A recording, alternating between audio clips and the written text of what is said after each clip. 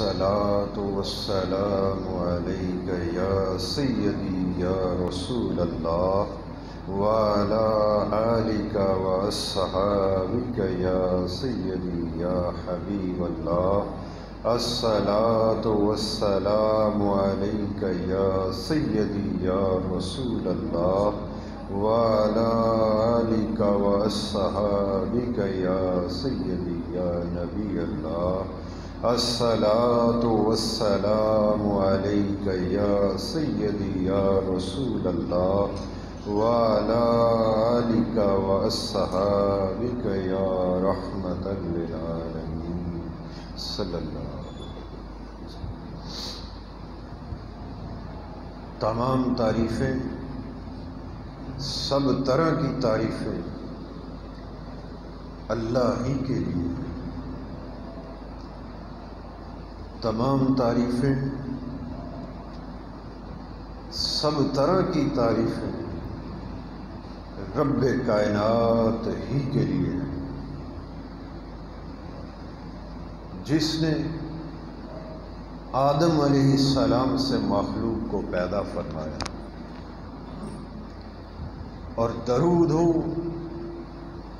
سلام ہو اس ذات عالی پر، اس ذات پاک پر جنہیں اللہ تبارک تعالی نے سب سے پہلے پسندیدہ بنایا. وہ میرے آقا و مولا ہیں، وہ میرے مرشد پاک کے آقا اور مولا، وہ ہم تمام غلاموں کے آقا اور مولا.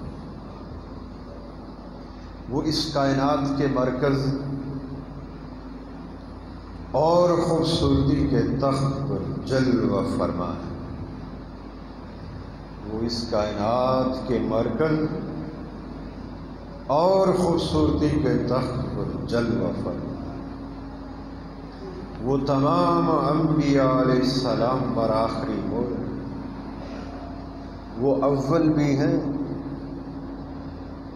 وہ آخر بھی ہیں، آپ ظاہر بھی ہیں، باطن بھی.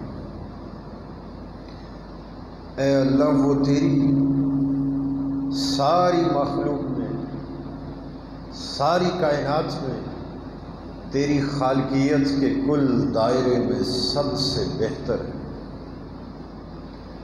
اے اللہ، ان پر ہمیشہ ہمیشہ درود و سلام ہو. اے اللہ، ان پر ہمیشہ ہمیشہ درود و سلام. اللہ تبارک تعالیٰ کا بڑا کرم ہے، بڑا فضل ہے، اس کی خاص عنایات ہیں، خاص مہربانی ہے، بلکہ اس کا احسان عظیم ہے ہمارے وجود لطیف پر، ہمارے قلب و باطن پر، کہ اس نے ہمیں نبی اکرم صلی اللہ علیہ وآلہ وسلم کے صدقے سے، آپ کے گھرانے کی خیرات سے، اپنے مقبولوں کی بارگاہ میں اپنے ذکر کے واسطے جمع ہونے کی توفیق بخشی. اللہ تعالیٰ اس توفیق کو استقامت و دوام عطا فرمائے. اور جب تک ہماری زندگی باقی ہے، یہ سانس چل رہی ہے، دل دھڑک رہا ہے، ہمیں یوں ہی اپنا ذکر کرنے کی اور اپنے مقربین کی صف پر بیٹھنے کی توفیق عطا فرماتا ہے، تاکہ جب ہمارا آخری لمحہ آئے اور روح قبض کرنے کا وقت قریب آ جائے تو ہمارا شمار اللہ کے ذاکر بندوں میں کیا جائے، ہمارا شمار ان ذاکر بندوں کے اندر ہو جن کی ساری زندگی اللہ کی یاد میں گزر گئی، جو صبح بھی اللہ کو یاد کرتے تھے شام کو بھی اللہ کو یاد کرتے تھے، ہمارا شمار اللہ تعالیٰ ایسے ذاکرین کے اندر فرما دیں۔ اور اس نسبت سے جیسے ہمیں یہاں ان کی سنگت، اپنے مقربین اور صالحین کی، اپنے ذاکر بندوں کی سنگت اور رفاقت اس سفلی کائنات کے اندر، اس مادی ناسوتی کائنات کے اندر عطا فرمائی، اسی طرح عالم برزخ میں بھی اور روز محشر بھی ہمیں اپنے ذاکرین بندوں کی صف پر بیٹھنے کی توفیق عطا فرمائے، ہمارا شمار انہی میں سے ہو جہاں اللہ کے ذاکر بندے موجود ہوں، ہم بھی انہی کے ساتھ ساتھ ہوں۔ تو آج کی گفتگو کا آغاز کرتے ہیں۔ پچھلے جمعہ پاک پر ایک مضمون شروع کیا تھا اللہ تعالیٰ کے ذکر کا، چونکہ ذاکر بندوں سے بات شروع ہوئی ہے تو وہ جو ایک مضمون شروع کیا تھا، اور مختصر سا وقت کی مناسبت سے اللہ تبارک تعالیٰ نے جتنا چاہا ہم نے اس پر تذکرہ کیا، اسے سمجھنے کی کوشش کی، اس کے ایک گوشے کا ذکر کیا۔ آج اللہ تعالیٰ کی توفیق سے اور نبی اکرم صلی اللہ علیہ وآلہ وسلم کے گھرانے کی خیرات سے اس پر مزید آگے گفتگو کرتے ہیں، تذکرہ کرتے ہیں، اور وہ جو راز رب کائنات نے ہم پر احسان عظیم فرماتے ہوئے آشکار فرمایا، اس کا تذکرہ کرتے ہیں، اسے سمجھنے کی کوشش کرتے ہیں، تاکہ جب ہم یہاں سے جدا ہوں تو صاحب کیف نہ رہیں، صاحب حال بن کر جدا ہوں۔ صاحب کیف کون ہوتا ہے میں اس سے قبل یہ بتا چکا، مگر مختصر سی اس کی تعریف بیان کرتے ہوئے آگے بڑھتا ہوں۔ جب ہم گناہ گار لوگ ہیں، ناقص لوگ ہیں، کمزور ہیں، جب ہم ان کاملوں کی صف پر آ کر بیٹھ جاتے ہیں اور اللہ والوں کے پاس آ جاتے ہیں، ان کے ساتھ شامل ہو کر اللہ کو یاد کرتے ہیں، اللہ کو پکارتے ہیں، تو ایک عجیب سی کیفیت ہمارے دل پر طاری ہو جاتی ہے،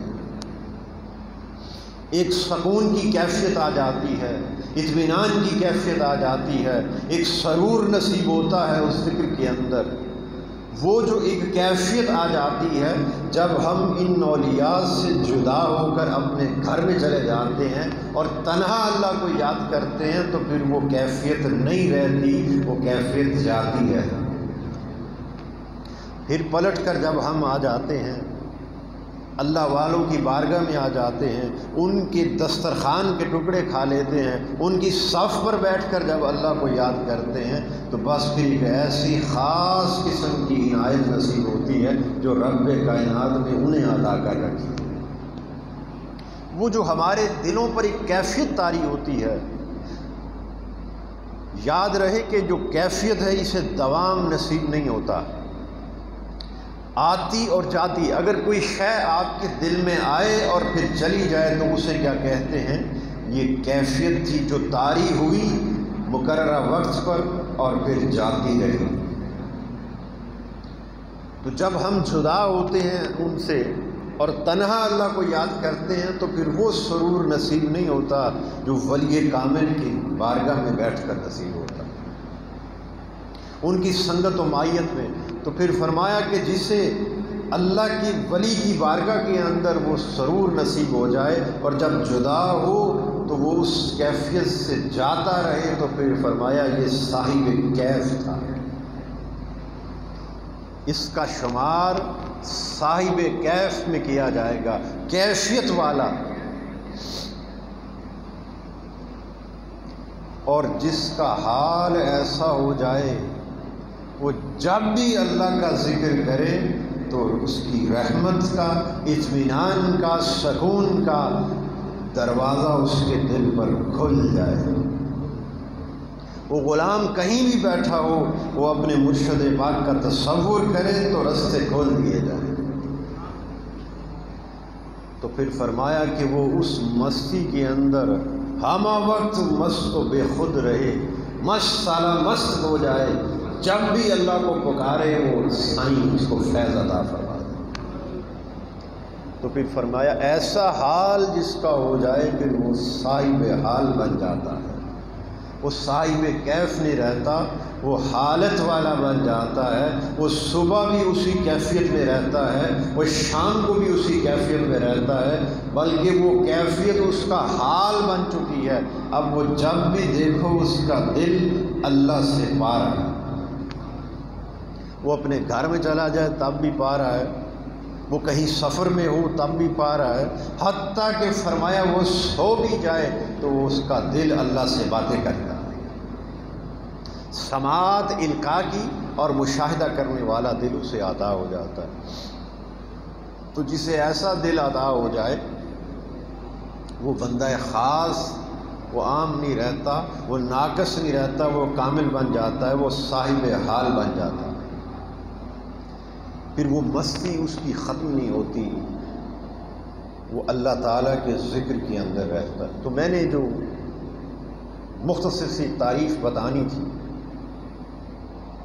تو اس پر غور کریں تاکہ ہم جب یہاں سے جدا ہوں تو کیفیت والے نہ کہلائے جائیں، حال والے کہلائے جائیں کہ یہ وہ لوگ ہیں جو مست علی مست ہیں، اس کے عشق کی شراب پی کر مست و بے خود اس کو پکارتے ہیں۔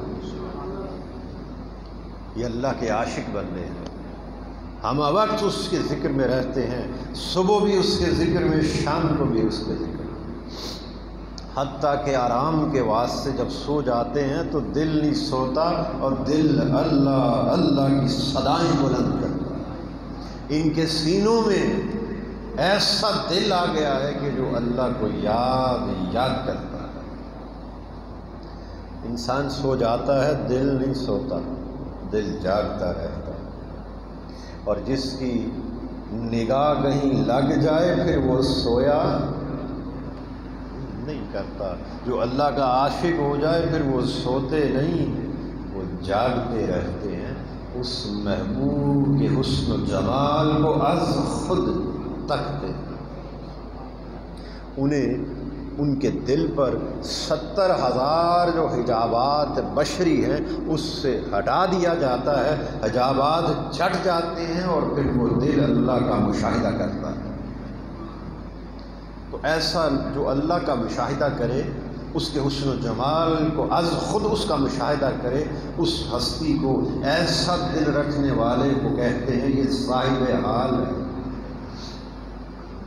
تو ذکر کی جو ایک مضمون ہم نے شروع کیا تھا پچھلے جمعہ پاک پر، ہم نے اس اللہ کے ذکر کے فضائل بیان کیے، مناقب بیان کیے، اور صاحب ذکر اللہ کے ذاکر بندے پر جو فضیلتیں نازل ہوتی ہیں اس پر ہم نے بات کی تھی۔ آج ہم احکام ذکر کی طرف بڑھتے ہیں۔ اللہ تبارک تعالیٰ نے قرآن پاک فرقان حمید کے اندر ارشاد فرمایا، لوگوں اللہ کا ذکر کرو، اس کے نام کی خوب تسبیح کرو، دل ہی دل میں عاجزی اور خوف کے ساتھ۔ اب یہ جو آیت کریمہ ہے یہ احکام ذکر کے اندر آتی ہے۔ اللہ پاک نے کیا حکم فرمایا؟ لوگوں اپنے پروردگار کے نام کا خوب ذکر کرو، اس کے نام کی خوب تسبیح جپو، اس کی حمد و ثنا کرو۔ یہ تو حکم تھا، ساتھ کیفیت بھی بتلا دی کہ میرے نام کا ذکر کرو، خوب ذکر کرو، خوب میری حمد و ثنا کرو، میری پاکی بیان کرو۔ کس کیفیت میں؟ دل ہی دل میں عاجزی اور خوف کے ساتھ۔ اب جب بندہ ایسی کیفیت اپنے دل پر وارد کرتا ہے اور ایسی کیفیت میں اللہ تعالیٰ کو یاد کرتا ہے، اس کی حمد و ثنا کرتا ہے، اس کا تذکرہ کرتا ہے، تو پھر اس کے دل میں کیا ہوتا ہے؟ عاجزی کی کیفیت بھی آ جاتی ہے اور خوف کی کیفیت بھی آ جاتی ہے۔ اب یہ بڑا ایک لطیف نکتہ ہے، بڑا تکھا سا، کہ اللہ تبارک تعالیٰ کو تو یاد وہی کرتا ہے نا جسے وہ یاد کرنے کی توفیق عطا فرما دے۔ اور یاد رکھو کہ اس کی یاد کی توفیق اسی کو نصیب ہوتی ہے جسے وہ چاہتا ہے، جسے وہ اپنے قریب کرنا چاہے، بس پھر اسے اپنی یاد میں لگا دیتا ہے۔ وہ بندہ اللہ کو یاد کرتا چلا جاتا ہے اور اللہ کے قریب سے قریب ہوتا چلا جاتا ہے۔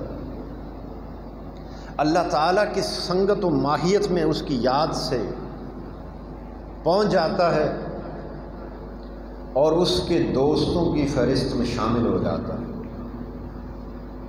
اب جب بندہ اللہ تعالیٰ کو یاد کرتا ہے اور یاد کرتے کرتے اللہ تعالیٰ کی سنگت و ماہیت میں چلا گیا، اس کے دوستوں کی فہرست میں شامل ہو گیا، اس کے ذاکر بندوں کی فہرست میں شامل ہو گیا، تو پھر اس نے تو خود فرمایا ہے کہ جو خدا کے دوست ہیں ان پر نہ کچھ خوف ہوگا نہ وہ غمگین ہوں گے۔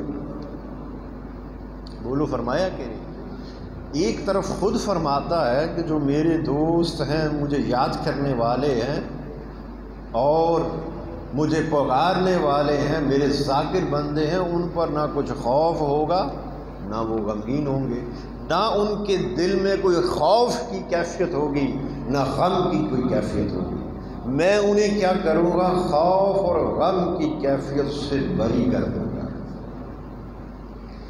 اب اس طرح فرمایا کہ مجھے یاد کرو، دل ہی دل میں عاجزی اور خوف کے ساتھ۔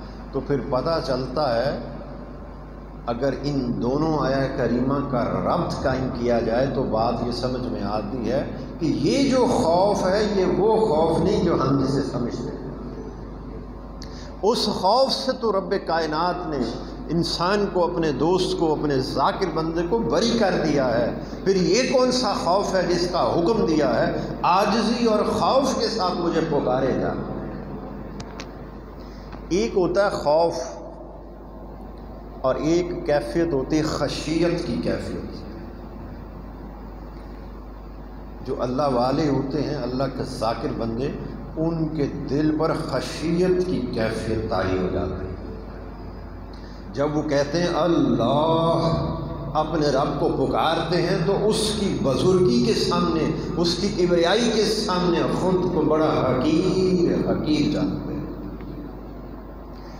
جب وہ دل اللہ کو پکارتا ہے، وہ جو فرمایا نا عاجزی اور خوف کی کیفیت طاری ہو جائے جب تیرے دل پر، پھر مجھے پکار تو پھر تیری پکار خوب درست ہوگی۔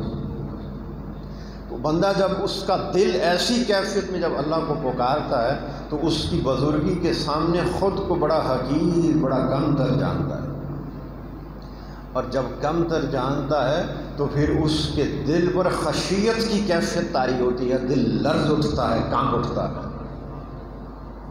یہ جو خشیت ہے، اللہ تبارک تعالیٰ نے فرمایا عاجزی اور خوف کے ساتھ، وہ جو خوف، جس خوف کے بارے میں حکم فرمایا، وہ خوف نہیں جسے ہم خوف سمجھتے ہیں، در حقیقت وہ خشیت کی کیفیت ہے جو اللہ والوں کے دل پر طاری ہو جاتی ہے۔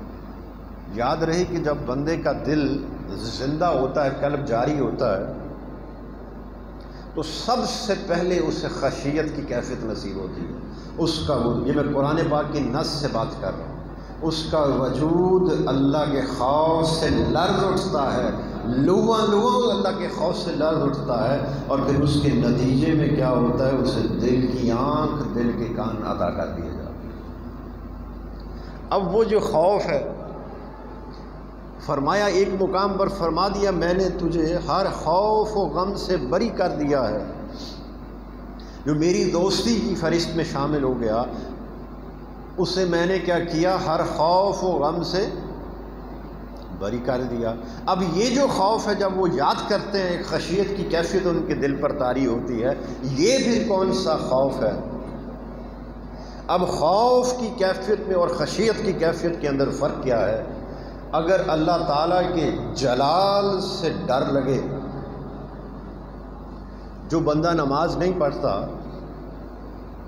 اور اسے یہ بتایا جائے کہ تو نماز نہیں پڑھتا، خرافات میں ہے، گناہوں میں ہے، تجھے اللہ تعالیٰ کی ذات عذاب میں مبتلا فرمائے گی، جہنم میں پھینک دے گا، تجھے آخرت میں عذاب ہوگا، اس خطا پر عذاب دیا جائے گا۔ اور اس بات کو سننے کے بعد جب اس پر ایک لرزہ طاری ہو، خوف زدہ ہو، اور پھر فوراً کیا کرے؟ وضو کرے، مصلی پر کھڑا ہو جائے۔ بات کو سمجھے؟ تو یہ کیا کیفیت تھی؟ یہ خوف کی کیفیت تھی۔ اسے جہنم کا خوف آیا، اس خوف نے اسے تھاما اور مصلی پر کھڑا کر دیا۔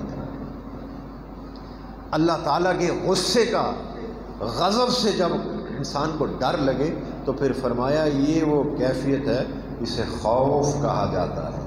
میں نے، سن لو، اپنے دوستوں کو اپنے غصے سے، غضب سے نجات عطا فرما دی ہے۔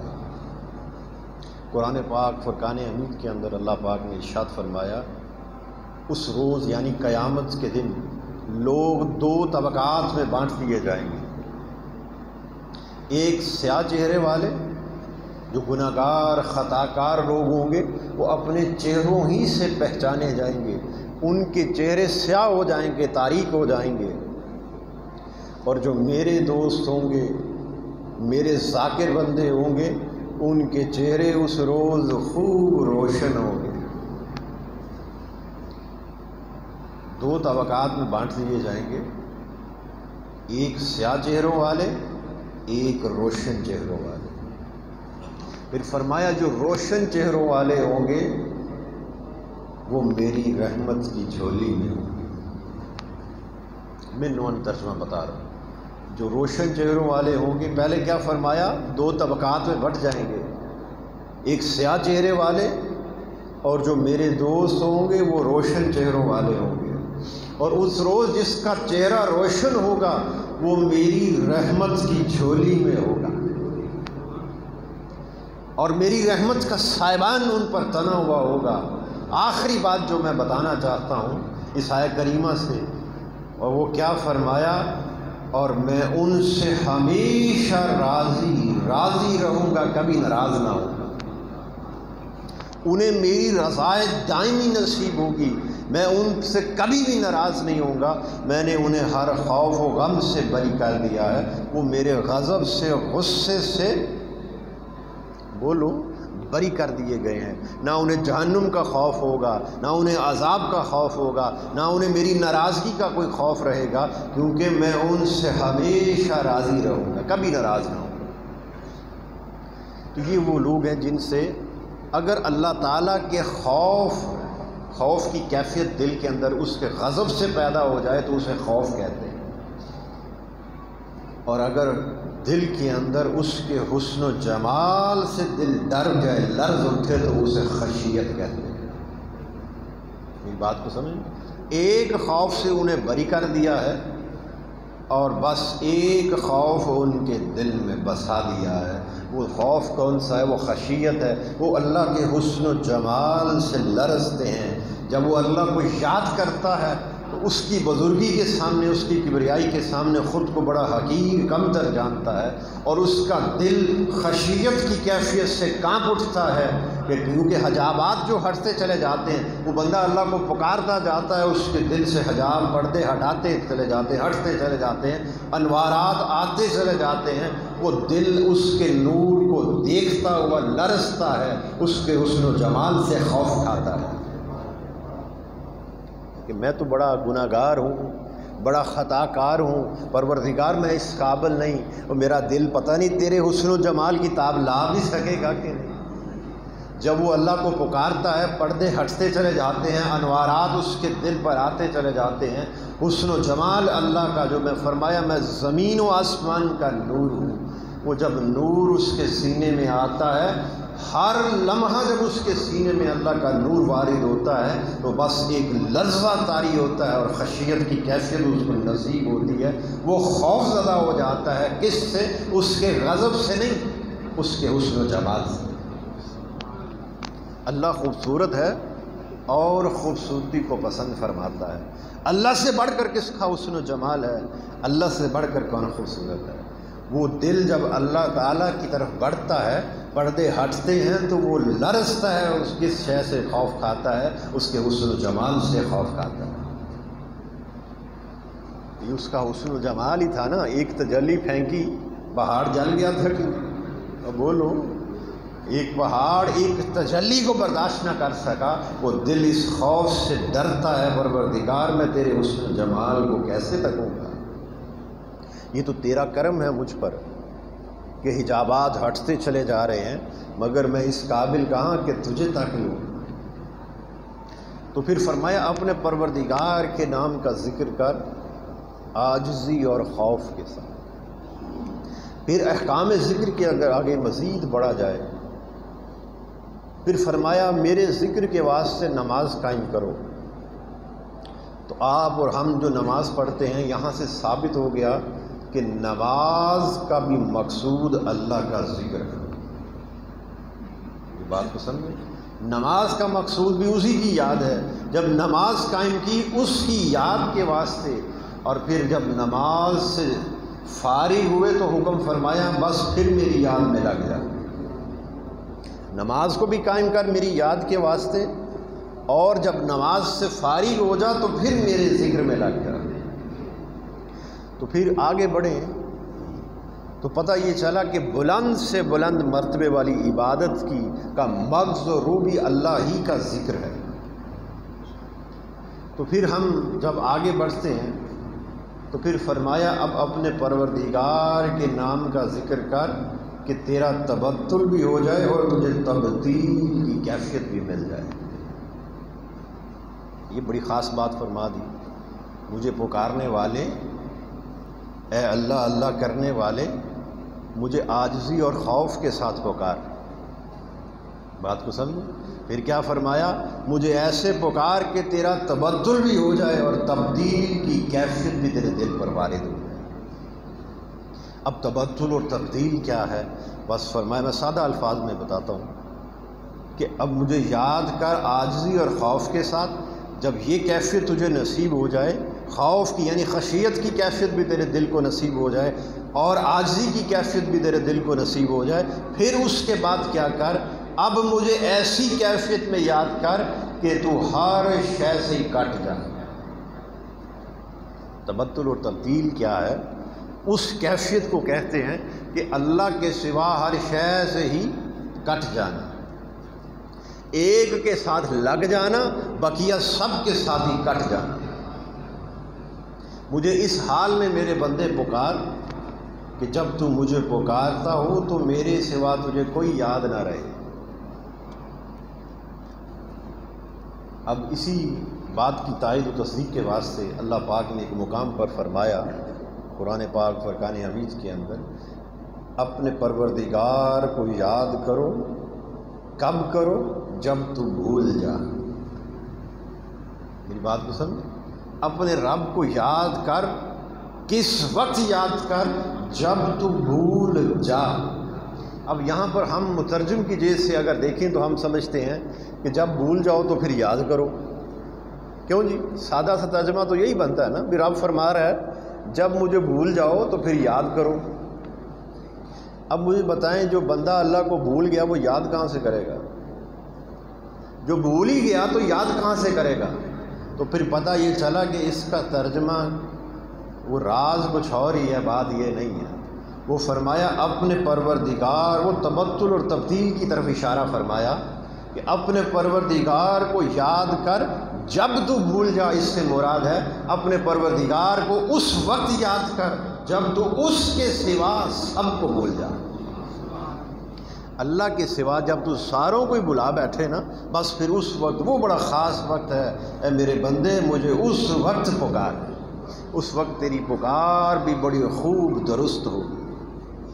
تو پھر فرمایا تبتل اور تبدیل کی کیفیت کو حاصل کر، جب مجھے یاد کرے گا تو پھر کیا، ایک کے ساتھ جڑ جا اور بقیہ سب کے ساتھ کٹ جا۔ اب یہ اولیاء کرام، یہ صالحین اس آیہ کریمہ کی روشنی میں فرماتے ہیں کہ بندے کو یہ حال تو نصیب ہو جاتا ہے کہ انسان اللہ کو یاد کرتا ہے، یہ پریکٹس کرتا چلا جائے، تنہا بیٹھ جائے، خلوت میں چلا جائے، اللہ کو یاد کرے، ایک دن، 2 دن، 3 دن، وہ فرماتے ہیں کہ ایک وقت ایسا طبیعت پر آ جاتا ہے کہ خشیت بھی نصیب ہو جاتی ہے۔ میں بڑی راز کی بات بتا رہا ہوں۔ ایک وقت آتا ہے، آج خود لگا ہے نا، مجاہدہ کر رہا ہے، محنت کر رہا ہے، مشقت کر رہا ہے، ایک وقت آتا ہے کہ اس کے دل کے اوپر عاجزی کی کیفیت بھی آ جاتی، خشیت کی کیفیت بھی آ جاتی ہے، وہ تبتل اور تبدیل کی ابتدا بھی اس سے نصیب ہو جاتی ہے۔ وہ ایسا ذکر کرتا ہے تنہا ہو کر کے ہر شے سے کٹ جاتا ہے، اسے اپنے والدین کی بھی خبر نہیں رہتی، اسے اپنے بیوی بچوں کی بھی خبر نہیں رہتی، اسے دنیاوی ساز و سامان کی، عہدہ منصب کی بھی خبر نہیں رہتی، بس اسے خبر رہتی تو صرف اللہ کی رہتی۔ جب وہ اللہ کے ذکر میں ہوتا ہے تو پھر ہر شے کوئی بلائے بیٹھا ہوتا ہے۔ تو یہ اولیاء کرام فرماتے ہیں یہاں تک تو وہ از خود پہنچ جاتا ہے، مگر اس سے بھی آگے ایک سطح ایسی ہے جس کے بارے میں رب کائنات نے فرمایا، جب تو سب کو بلا بیٹھا ہو اور ایسی حالت میں جا پہنچے تو اللہ کو یاد کر رہا ہو تو مگر اس وقت ایک چیز کا ہوش تو تجھے باقی رہتا ہے نا، اللہ کو یاد کرنے لگ گیا تنہا بیٹھ کر، والدین بھی بھول گئے، بیوی بچے بھی بھول گئے، دنیا، دوست، احباب، ہر رشتہ ناطہ ہی بھول گیا، بس اللہ ہی یاد ہے۔ مگر یہ تو یاد ہے نا کہ میں ذکر کر رہا ہوں، تجھے تیری خبر تو ہے نا۔ رب فرماتا ہے مجھے یاد کر ایسی حالت میں کہ تو سب سے کٹ جا۔ باری تعالیٰ کٹ گیا، اب فرماتا ہے تجھے تیری تو خبر ہے نا، اب مجھے اس حال میں یاد کر کہ تجھے تیری بھی خبر نہ رہے۔ بندے کو جب سب سے کٹ جائے یہ تو پتہ ہوتا ہے نا کہ میں ہوں اور فلاں جگہ پر بیٹھا ہوں اور اللہ کو پکار رہا ہوں، اپنی تو ہوش ہوتی ہے نا۔ رب فرماتا ہے میرے حسن و جمال کو تکنا چاہتے ہو تو پھر مجھے اسی نے تکا ہے جس نے مجھے میری نگاہ سے تکا۔ مجھے تکنے کا، میرے حسن و جمال، اے بندے جو خشیت کی کیفیت تیرے دل پر طاری ہو گئی ہے، تو لرزتا ہے، میرے حسن و جمال کو تکنے سے ڈرتا ہے، سن لے تو از خود کبھی نہ تک سکے گا، تو مجھے اسی نے دیکھا ہے جس نے میری نگاہ سے دیکھا، اپنی نگاہ سے تو نہیں دیکھ سکتا۔ اگر مجھے دیکھنا چاہتے ہو تو مجھے میری نگاہ سے دیکھو۔ اس کی دلیل سیدنا موسیٰ علیہ السلام نے اللہ تعالیٰ سے عرض کی، باری تعالیٰ مجھے اپنا جلوہ دکھا، میں تجھے دیکھوں، تیری طرف دیکھوں۔ اللہ پاک نے تجلی پھینکی، بولو بے ہوش ہو گئے۔ جب ہوش آئی تو پھر وہ ہوش نصیب ہوئی کہ ایک کیفیت جاتی رہی اور دوسری ادا ہو گئی۔ یہ جو تبتل اور تبدیل سمجھا رہا ہوں، ایک کیفیت جاتی رہی اور دوسری جب آئی تو پھر ہوش میں آ کر کیا فرماتے ہیں، پاک ہے تو، اپنا آپ بھول گئے۔ پہلے کیا کہتے ہیں، اے اللہ مجھے اپنا جلوہ دکھا، میں تیری طرف دیکھ رہا ہوں۔ مجھے بھی باقی تھا، بولو ہر شے سے تو کٹے ہوئے تھے نا، تنہا تھے، اللہ کی طرف متوجہ تھے، اللہ سے عرض کرتے تھے پروردگار مجھے اپنا جلوہ دکھا۔ فرمایا مجھے اس وقت دیکھ سکتے ہو جب میں اور مجھے سے بھی باہر نکل جاؤ گے۔ تو تجلی پھینکی اپنے حسن و جمال کی، تو پھر وہ کیفیت نصیب ہوئی کہ نہ مجھے رہا نہ میں رہا، بس فقط پکار اٹھے پاک ہے تو فرمایا کہ جب تو یہاں تک ہے میرے بندے آ گیا ہے اور خوف زدہ ہے کہ میں تجھے کیسے تکوں گا، تو سن لے کہ مجھے جس نے بھی دیکھا ہے میری نگاہ سے دیکھا ہے۔ اب کیا کر، اب ایسا ذکر کر کہ تجھے تیری بھی ہوش نہ رہے۔ ہمارے سلسلے کے دادا مرشد حضرت خواجہ بایزید بستامی رحمۃ اللہ علیہ آپ فرماتے ہیں کہ طویل مدت میں اللہ تعالیٰ کی تلاش میں نکلا، سفر کرتا، یہ بڑی روحانی بات ہے، مجاہدہ کرتا رہا، محنت اور مشقت کرتا رہا، اللہ کو ڈھونڈتا رہا، وہ جہاں بھی جاتا مجھے بایزید خود ہی کو پاتا۔ کسی نے کہا مسجد میں ملے گا، مسجد میں گیا تو وہاں بھی رب نہ ملا، اپنا آپ ہی دیکھا۔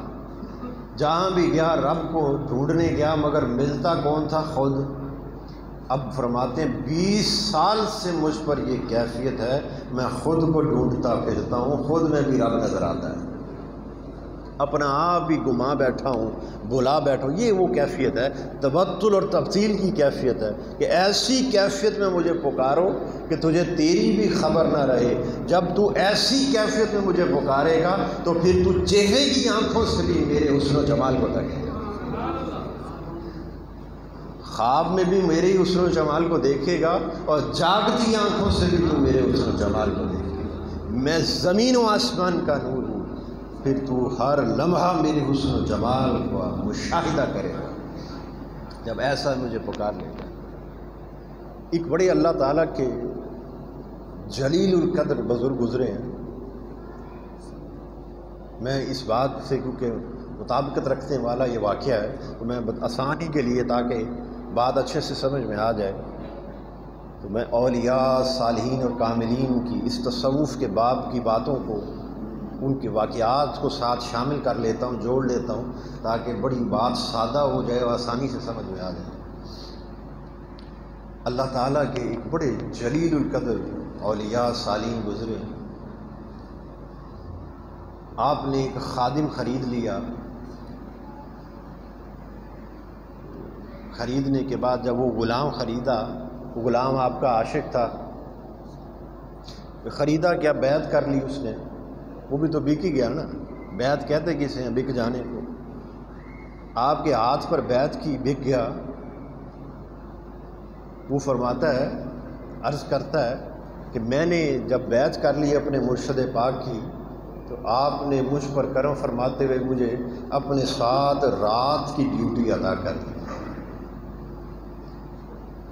پہلا دن جب آیا تو میں نے دل میں یہ سوچا کہ عشاء کی نماز سے فارغ ہوئے ہیں، اب حضرت صاحب آرام کریں گے اور میں جاگتا رہوں گا، میں تہجد کے وقت آپ کو جگاؤں گا تو مرشد بڑا خوش ہوگا مجھ سے، سائیں خوش ہو جائیں گے، راضی ہو جائیں گے اور مجھے عطا کر دیں گے۔ اس غرض سے وہ آپ کے حجرے کے باہر بیٹھ گیا۔ تھوڑی دیر گزری تو اندر سے آواز آنا شروع ہو گئی، اللہ اللہ اللہ، اور سائیں ذکر چلا گیا۔ تہجد کا وقت بھی گزر گیا، فجر کا وقت آیا، نماز پڑھی، ساتھ باہر تشریف لائے۔ اس کے بعد اس کو جب باہر تشریف لائے تو اس کو کہنے لگے بھی تم کون ہو؟ حضور آپ کا غلام، تمہارا نام کیا ہے؟ اس نے اپنا نام بتایا۔ اچھا، کہنے لگا حضور رات کو بتایا تو تھا، بس میں بھول گیا تھا۔ اگلی رات پھر آئی، اس نے کہا آج سو جائیں گے تو میں جگاؤں گا، مرشد راضی ہو جائیں گے۔ اگلی رات پھر بیٹھا تو دیکھا اندر سے پھر آوازیں آنا شروع ہو گئی، اللہ اللہ، آپ ذکر میں لگ گئے، آپ سوئے ہی نہیں۔ پھر جب باہر تشریف لائے دوسرے دن تو اس نے اس کو دیکھ کر کہنے لگے تم کون ہو؟ تمہارا نام کیا ہے؟ اس نے اپنا نام بتایا اور عرض کی حضور آپ کو میں نے کل بھی بتایا تھا۔ فرمانے لگے میں بھول گیا تھا۔ وہ کہتے ہیں 20 سال گزر گیا اسی حال میں، روزانہ رات کو جاتے اور دن کو میرا نام ہی بھول جاتے۔ جب 20 سال اس کیفیت میں گزر گئے، میں روزانہ اپنا نام یاد کراتا، بتاتا کہ غلام کا یہ نام ہے، پھر فرماتے ہیں میں بھول گیا سی۔ 20 سال کے بعد کہنے لگا کہ میں رو پڑا بھی حضرت 20 سال آپ کی خدمت کرتے ہو گئے ہیں، ہوں تو میرا نام یاد کر لو، یہ اجے بھی میرا نام یاد نہ کیتا تو میں کتنے کھڑا۔ آپ نے اس کو سینے سے لگایا، آپ فرمانے لگے میں نے اللہ کو یاد ہی اتنا کیا ہے کہ اس کے سوا یاد ہی کچھ نہیں رہتا۔ وہ جدو انہوں یاد کرنا نا پھر اس کے سوا ہر شے کو ہی بھول جاتا ہوں، اس میں میرا قصور نہیں ہے، میں انہوں یاد ہی نہ کیتا ہے۔ یہ وہ کیفیت ہے کہ جب تو اللہ کے ساتھ ہو تو پھر تجھے کسی کی کوئی خبر نہ رہے۔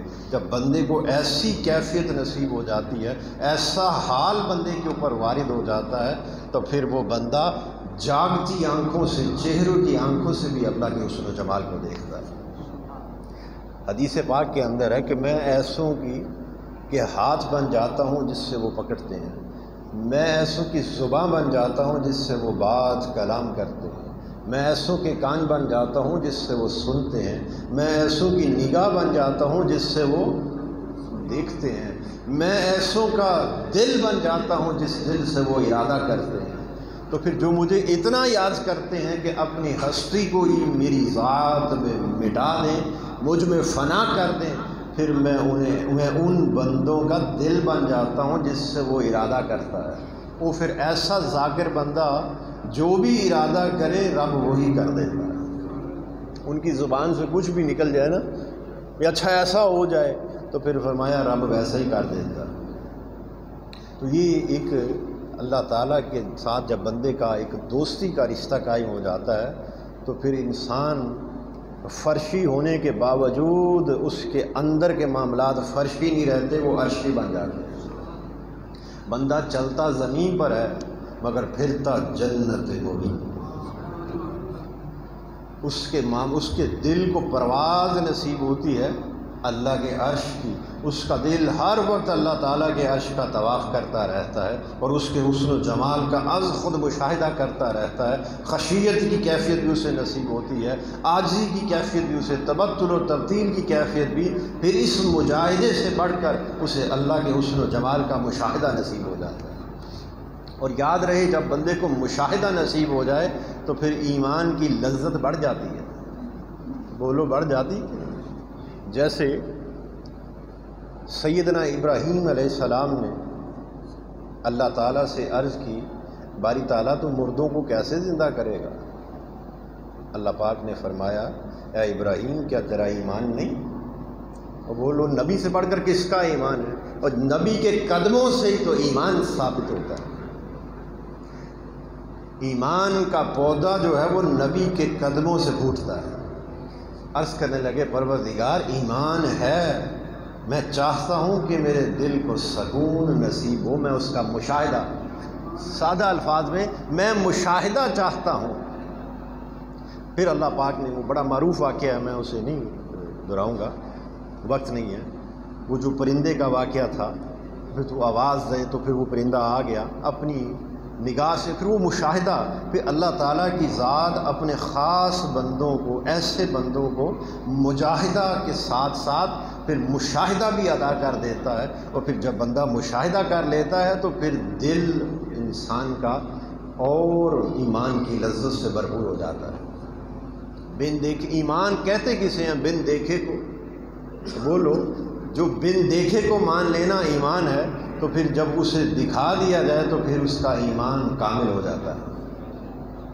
اللہ پاک سے دعا کریں، اے اللہ حضور علیہ الصلاۃ والسلام کے نالین پاک کی خاک پاک کا صدقہ ہمارے تمام صغیرہ و کبیرہ گناہ معاف فرما دے، ہماری تمام قصور اور خامیوں کو درگزر فرما دے، ہمیں قبر کے عذاب سے، محشر کے عذاب سے، صراط اور میزان اور قبر کی ہولناکی سے بچا لے، موت کی سختی سے بچا لے، ہمارا خاتمہ ایمان پر فرما۔